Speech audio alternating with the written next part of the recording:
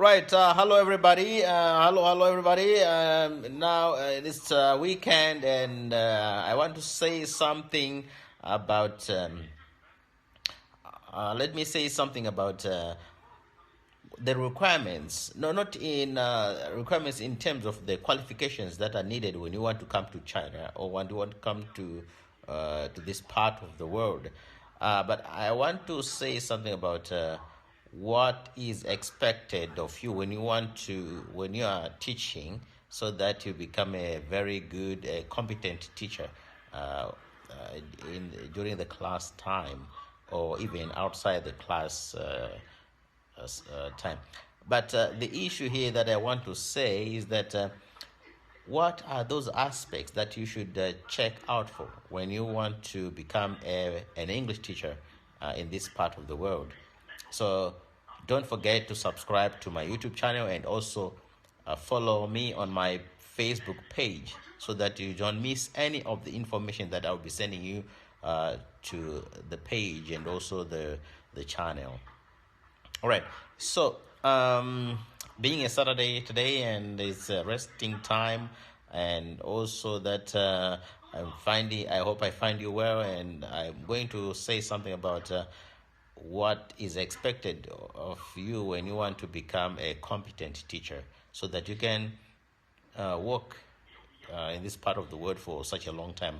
And I'm going to share my experiences, and also what makes me tick, especially when I've spent 17 years in this part of the world. Yes. All right. So I will just focus on one aspect, but with the time, as we progress with our videos and so on, I will be highlighting some of the issues. But today I just want to talk about as an English teacher. Right, in this part of the world, you might find that they are not. Most of them, they might not speak English very well, but when it comes to the interview, they have an aspect which they check on you, whether you are a competent teacher or not. One of those aspects is your ability to command good English, and also your ability to read transcript, phonetic transcription. That's very important, because when you are looking at phonetic transcription, it's a way of checking. If you look at, let's say, for example, let's check from the dictionary, and you see phonetic transcription, how a word is pronounced. That's a phonetic transcription. So when you look at the phonetic transcription, we've got let's say generally. So let's start from the beginning, so that you understand where I'm coming from and where I'm going to. Right? I'm sure you know that we've got 26 letters of an alphabet.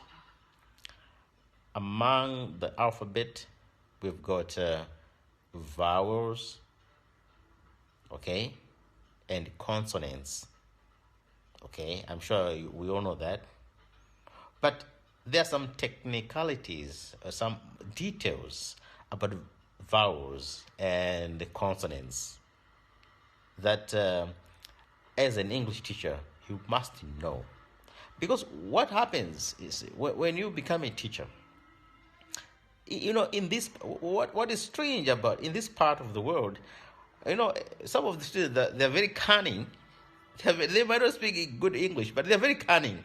I'll tell you where the problem is. So for somebody who has not done English, you are likely to face these challenges, and you feel embarrassed when a student asks you. Some of you can do it deliberately, and they can say, "Oh,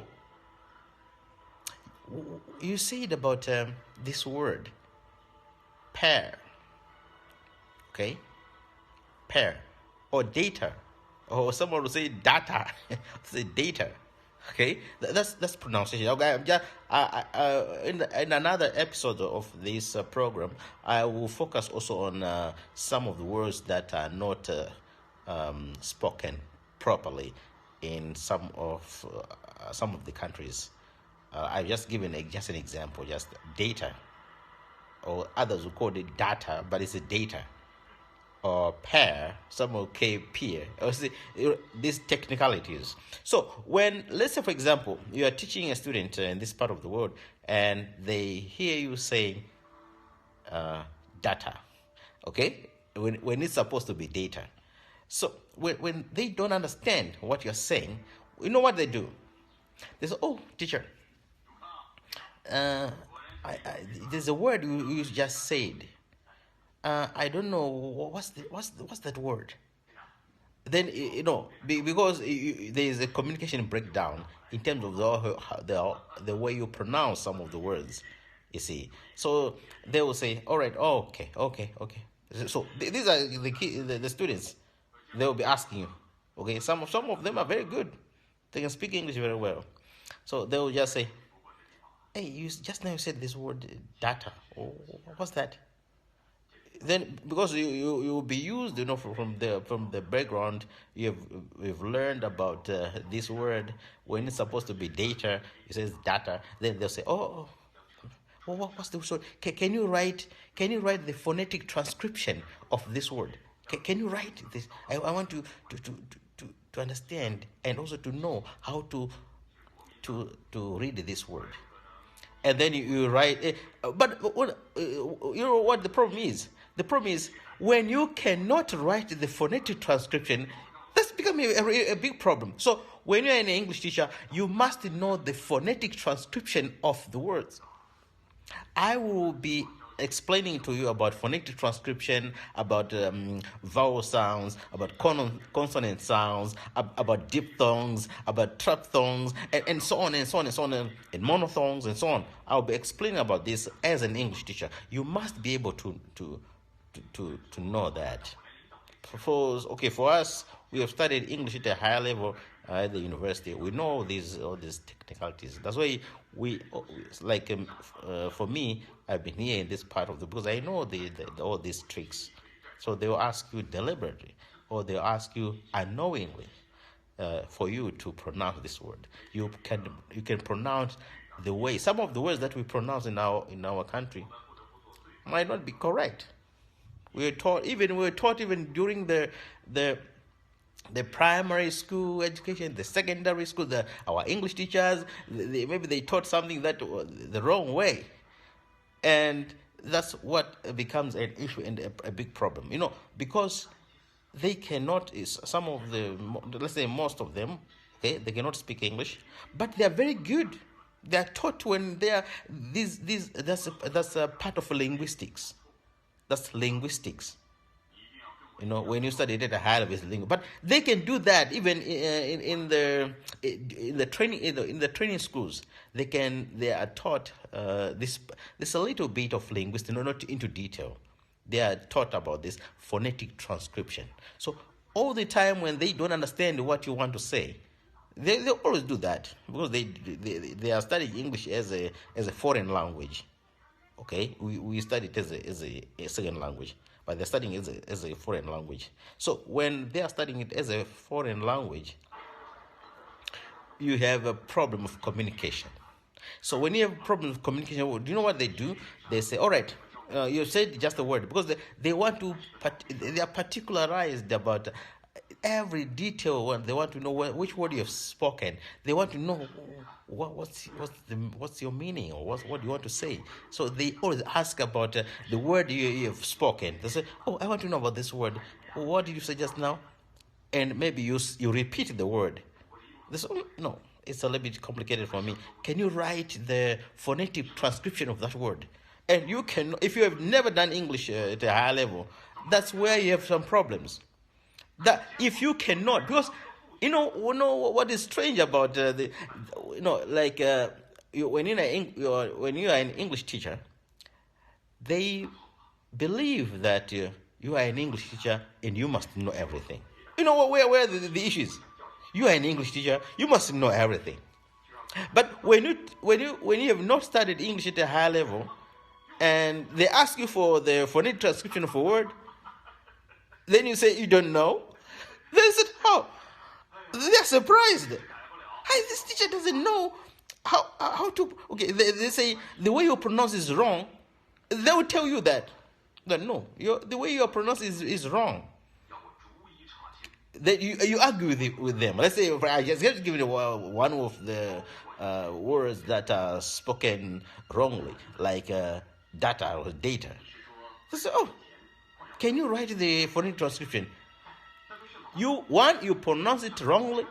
Two, you cannot write the phonetic transcription. Then they will think you are an incompetent teacher. That's what they believe. They believe you are an incompetent teacher. You cannot teach English. That's what this is where their strength is. Even when you have interview with them, they interview. When you get an interview with the school in this country, and they listen to your pronunciation, and also they ask you some questions about phonetic transcription. When you cannot do that, they feel that you are not good enough. That's why you have this problem. Some of us we've studied this at a high level, so we know all the tricks. So this is just a part of what I've said today about phonetic transcription. But I will teach you in the next program when I focus on phonetic transcription, what it is. I will be talking about vowels, consonants, vowel sounds, consonant sounds, monophthongs, diphthongs, triphthongs, and so on, and a lot of skills that you need to understand when you are teaching English, so that you can stay in the school for a long time before they decide that you are incompetent or you are competent. So some of you know, when you know about how to pronounce these words, they say, if you tell them you are from this, they'll say, no, you're not from this country. But they know already the way you pronounce some of the words. They know, no, you are from this country. They know it very well. Accent, fluency, pronunciation, command of good English, and so on. Some of these things. So we will talk about that into detail next episode, when we talk about phonetic transcription, how words are pronounced. Like I've given over some examples how some of the words are pronounced in other country, specifically in my country. Data, pair, peer. All right. So we will talk more about this, so that we know the technicalities and also how to solve these problems, because some of these things we were taught the wrong way, so in some of these they do happen. So it's just some of the tips on how to get rid of some difficulties that you'll be facing when you are teaching English in a country where they require English teachers. See you next time. Have a good day. Thank you very much. Blessed day.